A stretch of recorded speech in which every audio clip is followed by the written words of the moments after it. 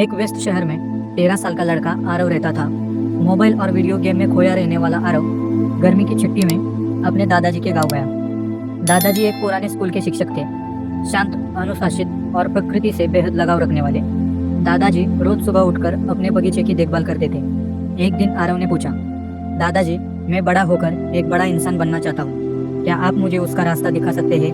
दादाजी मुस्कुराते हुए, जरूर बेटा, लेकिन जवाब किताबों में नहीं, तजुर्बों में मिलेगा। चलो मेरे साथ। वे दोनों पास की नर्सरी से 2 पौधे ले आए। एक को घर के आंगन में मिट्टी में लगाया और दूसरे को एक खूबसूरत गमले में कमरे के अंदर रख दिया। दादाजी, अब देखना बेटा, इसमें से कौन सा बड़ा, मजबूत और सफल बनता है। दादाजी, अंदर वाला पौधा, क्योंकि उसे धूप, बारिश और तूफान से बचाया गया है। दादाजी चुप रहकर मुस्कुराते हैं। समय बीत गया। आरव अब कॉलेज का छात्र बन चुका था। गर्मी की छुट्टियों में एक बार फिर वह गांव आया। आरव, दादाजी, आपने उस दिन मेरे सवाल का जवाब अधूरा छोड़ा था। दादाजी हंसते हुए, चलो आज तुम्हारे सवाल का जवाब दिखाते हैं। पहले वो घर के अंदर गया, जहाँ गमले वाला पौधा अब बस थोड़ा बड़ा हुआ था, कमजोर, डंठल और सीमित शाखाएं। फिर वे आंगन में गया, जहाँ मिट्टी वाला पौधा अब विशाल वृक्ष बन चुका था। उसकी शाखाएं छांव दे रही थी और पक्षी उस पर घर बना चुके थे।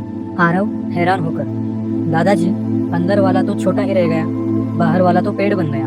दादाजी गंभीरता से, बेटा, गमले में रखा पौधा सुरक्षित था, लेकिन उसकी जड़ें कभी फैल नहीं सकी। उसे चुनौतियों का सामना नहीं करना पड़ा, इसलिए वह कमजोर रहा।